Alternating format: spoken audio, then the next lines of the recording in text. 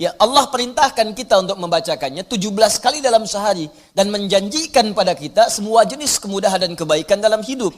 Kita bacakan cuman nggak dapat, itu masalahnya. Nah, persoalannya kenapa orang tidak mendapatinya? Al-Fatihah juga disebut dengan surah Asy-Syafi yang memberikan nilai-nilai kemuliaan, kebaikan, pembuka pintu kesehatan bagi orang-orang yang diuji dengan penyakit. Asy-Syafi, Al-Kafi, sesuatu yang dicukupkan dengannya, yang menjangkau semua hal kebutuhan yang kita perlukan dalam kehidupan di dunia.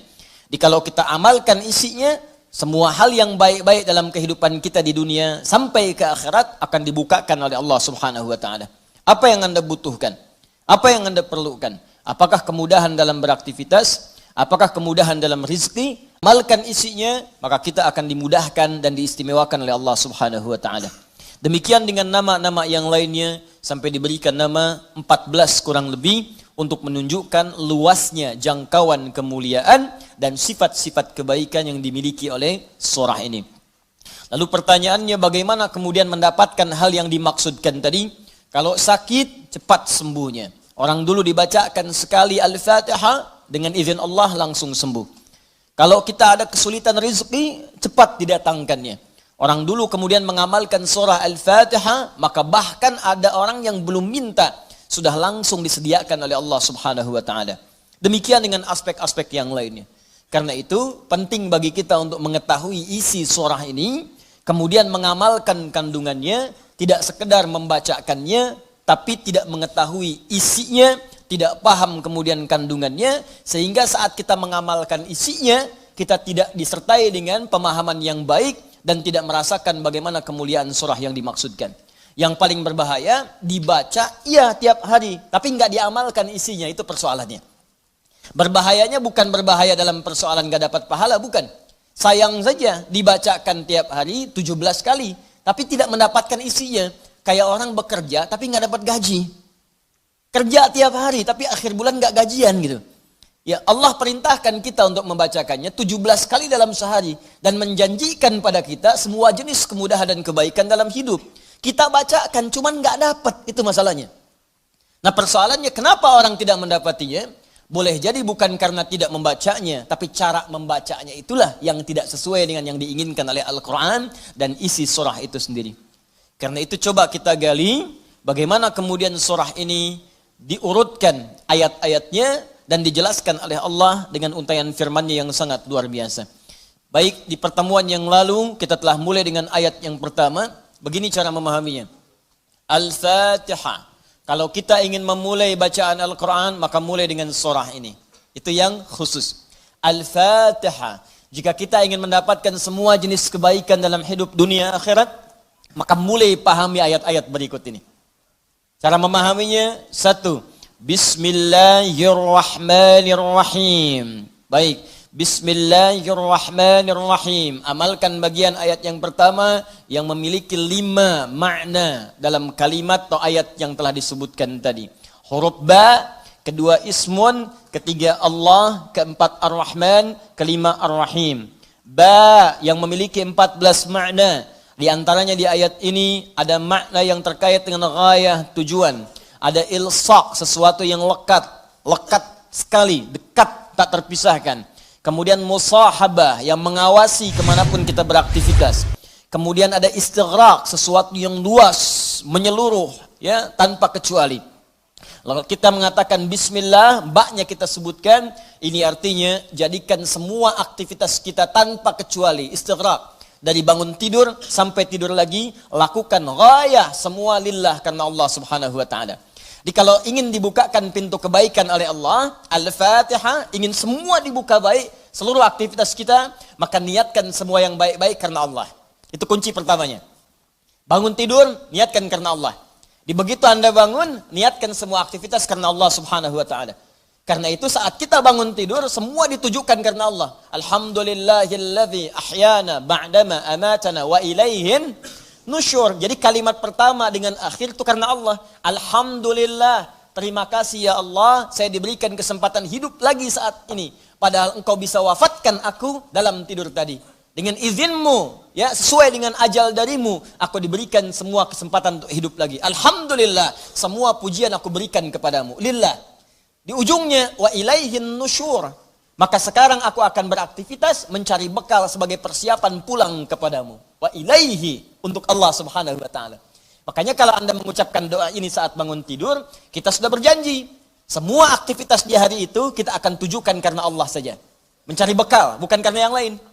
Jadi kalau Anda ucapkan doa tadi, berarti nanti makannya karena Allah, minumnya karena Allah, bekerjanya karena Allah, salatnya karena Allah, infaknya karena Allah, merawat anak karena Allah, semua karena Allah. Ghaya. Awas, hati-hati ya, hati-hati. Maka dampaknya orang yang semua aktivitasnya dilakukan karena Allah subhanahu wa ta'ala, maka fungsi ba yang ketiga. Satu tadi, ghaya. Kedua, istighraq. Yang ketiga, ilsaq dan musahabah. Lekat dan diawasi oleh Allah. Kalau dulu kita contohkan orang yang meniatkan semua aktivitas karena Allah, maka yang kedua rumusnya, rasakan seakan-akan aktivitas itu diawasi oleh Allah subhanahu wa ta'ala dengan pengawasan yang lekat seperti lem yang menempel, yang menyatukan dua sisi. Ya, mau minum, rasakan diawasi oleh Allah. Bismillah, minum, lakukan karena Allah. Maka mohon maaf, ketika minum Anda dikerjakan karena Allah dan merasa diawasi oleh Allah, ini kuncinya. Awas, ini kuncinya. Karena ada orang yang melakukan sesuatu karena Allah, tapi nggak merasa dilihat. Nggak merasa diawasi. Ini saya tanya pada Anda, maaf ya, tadi saat sholat itu, sholatnya karena Allah bukan? Jawab aja, karena Allah bukan? Karena Allah. Baik, kalau sesuatu dikerjakan karena Allah, maka rumus keduanya, rasakan Allah mengawasi kita. Pertanyaan saya yang kedua, saat Anda sholat tadi, saya sholat, kita sholat, merasa nggak diawasi Allah? Merasa nggak dilihat Allah? Karena beda antara orang yang merasa diawasi dengan yang hanya mengerjakan saja, itu lain. Akan beda, silahkan Anda bekerja, merasa diawasi, Anda akan serius dalam pekerjaan Anda. Mahasiswa yang sedang ujian, merasa diawasi, itu akan fokus kepada soal. Susah, mau noleh kanan, khawatir, ada CCTV. Mau noleh kiri juga khawatir, karena terawasi, dia akan fokus. Makanya orang sholat itu kalau benar-benar sholatnya merasa diawasi, dia fokus, gak akan nengok kanan kiri. Gak ada istilahnya ketika takbir, Allahu Akbar. Tangannya gak sedekap nih. Tahiyatnya kok gerak-gerak ya. Atau bahkan saat sholat mikirkan yang lain. Allahu Akbar. Tender ya Allah, tender. Allahu Akbar, WhatsApp belum dibalas. Allahu Akbar, status belum diupdate. Jadi kalau kita benar-benar merasakan diawasi Allah, bahkan kita pun akan belajar bagaimana cara membacakan bacaan dalam sholat supaya benar. Karena malu gitu. Malu baca Al-Fatihah, bacaan belum bagus. Dan merasa didengar Allah, kan malu. Anda bicara di depan saya, bicaranya nggak jelas, Anda sendiri sudah nggak enak. Ustadz Adi, saya mau bertanya, silahkan. Kan kalau kedengaran nggak jelas pun, saya dengarnya pun nggak paham, Anda nyampaikan pun nggak enak. Sekarang Anda sholat setiap hari, 5 waktu menghadap Allah, belum tambahan sholat sunnah. Dan Anda sadar bacaan Anda belum bagus. Tapi anehnya merasakan didengar oleh Allah dan diawasi. Apa nggak malu gitu? Coba deh satu kali rasakan hal yang demikian. Jadi kalau kita memang merasa, itu dampaknya lain ke dalam ibadah kita. Nanti rumus terapannya, aktivitas harian kita. Ini minum, ini memang minum ini pekerjaan sederhana. Tiap hari kita minum. Cuman ada beda ketika minum kita itu merasa dilihat Allah. Maka saya katakan di pertemuan lalu, mustahil Anda akan menyentuh minuman yang tidak disukai oleh Allah. Mustahil. Jangankan menyentuh yang dilarang Allah, mau minum pakai tangan kiri pun rasanya nggak enak. Pasti Anda akan pindahkan itu kepada yang lebih baik. Paham sampai sini ya? Ya sama dengan proses begini, mencari nafkah, bekerja, dari di jalan, dari baca, berpakaian. Kalau semua dikerjakan karena Allah, demi Allah saya katakan, mustahil dalam pekerjaan bisa mudah menyentuh yang diharamkan oleh Allah. Gak mungkin. Gak mungkin mau terima proyek yang haram, itu mustahil. Mustahil ikutan tender yang haram, mustahil. Mustahil menjerumuskan diri pada yang tidak disukai oleh Allah. Karena merasa dilihat Allah. Dan merasa diawasi, jadi mustahil. Dusta itu mustahil. Bohong itu mustahil, korupsi mustahil, nyogok gak mungkin. Bukan karena perkara takut orang lihat, karena Allah mengawasi kita. Makanya dulu, sahabat tuh ketika diajarkan seperti itu, bahkan anak-anak kecil, jangankan yang tinggal di kota, di ujung yang paling dalam di padang Sahara, yang sulit ada orang setiap waktu, yang kalau lewat cuman kambing gurun dengan unta, Anda bayangkan. Lewat kambing gurun, unta, kambing gurun, unta, kambing gurun, unta. Tapi perhatikan bagaimana mereka mengamalkan huruf ba dalam Bismillahirrahmanirrahim. Diuji oleh sahabat Umar bin Al-Khattab radhiyallahu ta'ala anhu. Lewat padang pasir, kelihatan anak muda sedang menggembala. Saat menggembala itu, menggembala kambing, ditanya oleh Umar, diuji. Kata Umar, saya mau beli sebagian dari kambingmu itu.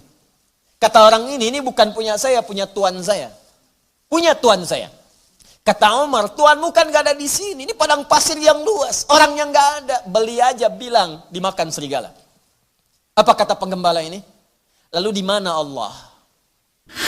Idzan fa'ain Allah. Bayangkan penggembala saja di padang pasir yang orang yang nggak ada, yang gampang saja bilang ini dimakan serigala, dapat keuntungan banyak gitu. Ya, luar biasa. Yang dia katakan pertama kali bukan sekedar menolak, nggak mau takut ketahuan sama tuan, takut ketahuan sama pemiliknya, takutnya tidak. Pertama kali jawaban yang keluar, idzan aina Allah. Lalu Allah di mana? Allah di mana? Demi Allah saya katakan hakul yakin kalau setiap muslim merasakan dalam dirinya bahwa dia diawasi oleh Allah Subhanahu wa taala, maka lurus, damai, tenang, tentram dan baik semua urusan kehidupan. Enggak ada penipuan dalam perdagangan, enggak ada penipuan dalam hal-hal interaksi kehidupan. Tidak ada kecurangan, tidak ada keburukan, semua baik karena merasa dilihat oleh Allah Subhanahu wa taala. Itu baru huruf ba. Baru ba. Coba tiap hari kita baca itu. Satu huruf ini aja. Mohon maaf ya. Selama hidup kita udah diamalin belum? Satu huruf ini aja. Ayo suami sama istri. Berapa kali berkata hal-hal yang tidak tepat? Istri terhadap suami. Berapa kali menerangkan sesuatu yang tidak tepat? Anak pada orang tua. Orang tua kepada anak. Walaupun hal-hal yang ringan. Bapak mau permen. Nanti papa beliin satu truk. Kapan truknya datang? Ini huruf ba saja satu gitu. Anda menuntut banyak dari Allah, tapi Allah meminta kita mengamalkan satu huruf aja, kita nggak maksimal. Coba lihat tuntutan kita setiap hari.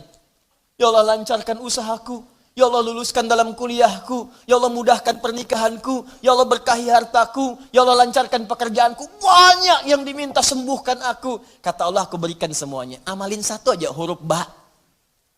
Ba. Ketika benar mengerjakannya, ismun, bimakna sumuun, bimakna raf'un, terangkat, dimuliakan, ditinggikan. Ketika benar mengamalkannya, maka Allah akan berkenan meninggikan derajat kita, memuliakan kita pada semua aktivitas yang kita kerjakan dalam kehidupan kita. Syaratnya satu, kerjakan semua karena Allah Subhanahu wa taala.